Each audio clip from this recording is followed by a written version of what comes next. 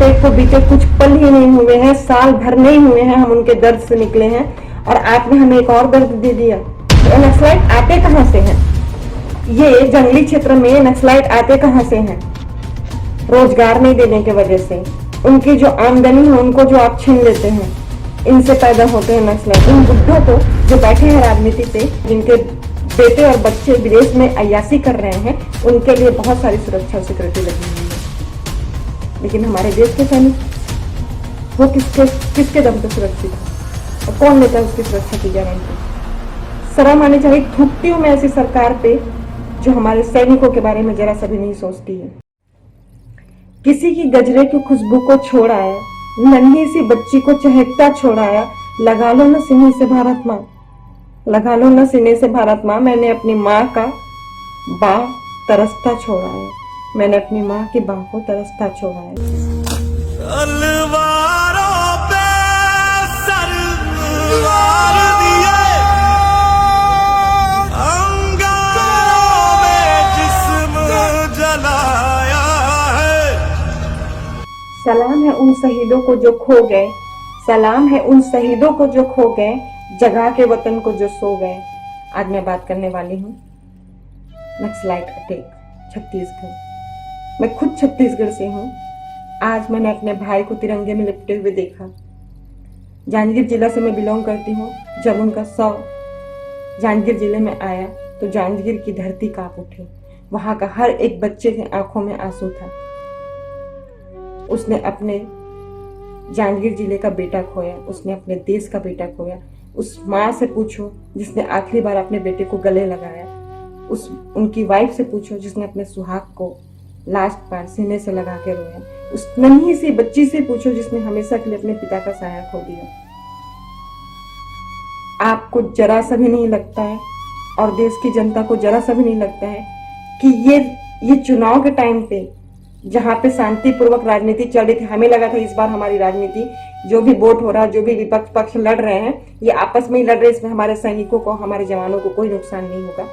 फिर से बलिदान देना पड़ा उन्हें आपकी राजगद्दी के लिए। फिर से शहीद हो गए वो आपकी राजगद्दी के लिए। अरे नहीं चाहिए ऐसी सरकार हमें जो हमारे देश की, हमारे आन बान शान, हमारे जवानों की रक्षा नहीं कर सकता है। नहीं चाहिए हमें। मेरे भाई जो शहीद हुए हैं, जो कुर्बान हो गए हैं, उनके दर्द को आप बांट सकते हैं। उनके घर में जो बूढ़े माँ बाप हैं, उनका बेटा बन सकते हैं आप। थू है ऐसी सरकार पे। सिर्फ पॉलिटिक्स का ये खेल जो गंदा खेल रहे हैं आप, इसे बंद करें। ये जो खेल रच रहा है आपने, उसे बंद करें। क्यों?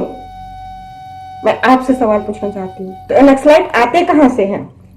ये जंगली क्षेत्र में नक्सलाइट आते कहां से हैं?